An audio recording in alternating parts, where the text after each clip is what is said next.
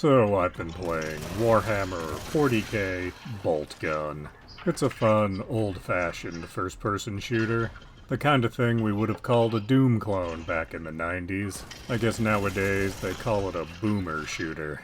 But if you're looking to shoot some things that are vaguely themed around the Warhammer 40k universe, it's a fun way to kill some time.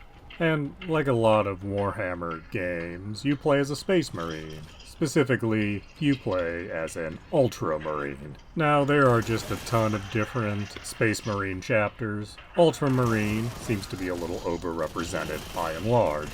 And I don't really understand why they are treated as sort of the default Space Marine. Because if we get into a little bit of the Warhammer lore and backstory, every Space Marine chapter is actually based off of one of the Primarchs. They were 20 superhumans of sorts that were all supposed to have specific jobs in the Imperium of Man. Some were meant to be great generals, some were meant to be great craftsmen, others great designers and architects, so forth and so on. All of them were made with a specific purpose and job in mind. So the one the Ultramarines are based on is a guy by the name of Guilliman. Raboot or Rabute Guilliman, depending on who you ask. But anyway, he was supposed to be a master of logistics and administration. So in other words, he was pretty much meant to be a middle manager in the grand scheme of things. He was basically Cyril Figgis of the Warhammer universe. And I'm not sure how a guy who was meant to be a super middle manager somehow has troops based on him that are treated as just being super effective. Because we've seen what happens when Cyril Figgis tries to fight.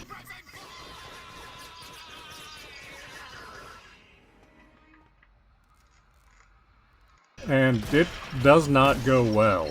And I think an Ultramarine based on this guy, they would be more suited to, a game in the vein of Papers, Please. Or perhaps Quartermaster Simulator? Because if you're based on a guy that was supposed to be the king of middle managers, you're not going to be that good. You're just going to be like a slightly above average middle manager.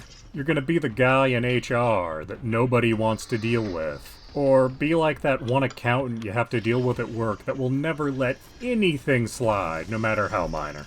But instead, they are the poster child for supposedly the most effective troops in all of the Imperium. And I feel like that's doing a great disservice to Space Marines in general. Then again, maybe this guy isn't really an Ultramarine. Maybe he's on loan from one of the other chapters. He seems pretty good at using that chainsword. Maybe he's actually a Space Wolf. Is there like a soldier exchange program in the Imperium? I know there's about 10,000 different books about Warhammer out there, I don't know the details of all of them. Please do subscribe, comment, like, and tell your friends.